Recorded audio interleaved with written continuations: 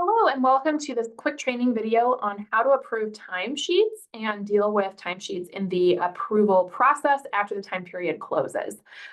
So as we look here on your dashboard, it's going to give you these timesheet tasks for you to look at to make sure that you are doing everything you can to get it all submitted in time for the pay period. So in this case, it says you have 7 pending tasks left. You have 2 in the current pay period. We started a new pay period, so you don't need to worry about those right this second. And we have 7 for the previous pay period, which is the one that we're processing. Okay, so we're going to click on previous pay period and we're going to see, oh, look, there's some open issues. You can click on timesheet change request and it's going to show you what that request was so you can review it and approve of it. So as we scroll through this, we went over timesheet change requests in another video. This is just a correction of the time. So we're just going to click approve, and that's now been processed. Okay, so this one is done. We cleared that out. Woohoo! We're going to go back up here and we're going to look at timesheet errors.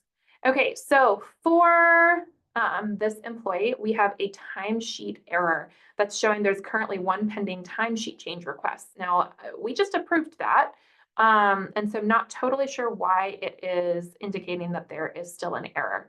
So we're going to actually go back in here and we're going to open the previous pay period and we're going to go timesheet warnings. Okay, so it's saying incomplete time entry on December 12 and incomplete time entry on 11/20. So let's look at 11/20. We can see here that everything is accurate. So I'm not 100% sure what the problem is. And then December 12, again, is looking just fine to me. So in that case, we're just going to ignore those errors. Now let's look at these approvals. So there's one that's pending approval, pending tasks.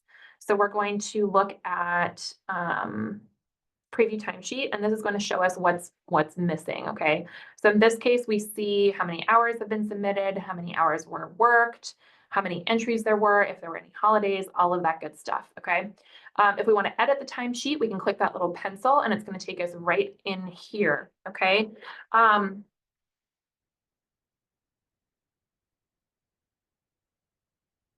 What we're going to do is we're going to go ahead and select the approve button to submit his timesheet. And what I'm going to say as the manager is it appears that the timesheet is complete. Not sure why we are getting an incomplete time entry code. We're going to go ahead and approve. And it has now been submitted successfully. And as we scroll through here, we can see that all of that time has actually been grayed out and submitted. Now, what does that mean? Okay, what that means is you can no longer make any modifications to the timesheet. It has officially been processed. So you do not want to hit approved or rejected until you are actually certain that you are done reviewing their time. So if we look back into previous pay period, it's saying there's one ready for approval. That's a different employee. So we're going to go ahead and click on edit. We see that she's good to go. So we're going to go ahead and, oh, let's look at these comments. Anything we need to see? Nope. So we're going to click save. And we're going to hit approve. Okay. So again, now it's grayed out. You can no longer make changes. Okay. If you accidentally approve of someone and you need to reverse that, there is a way that we can help with that here in the office. But it's very important that you don't approve anything until you're absolutely certain that it's done. Okay. So that is where things are at. If you have questions about this approval process, please let us know.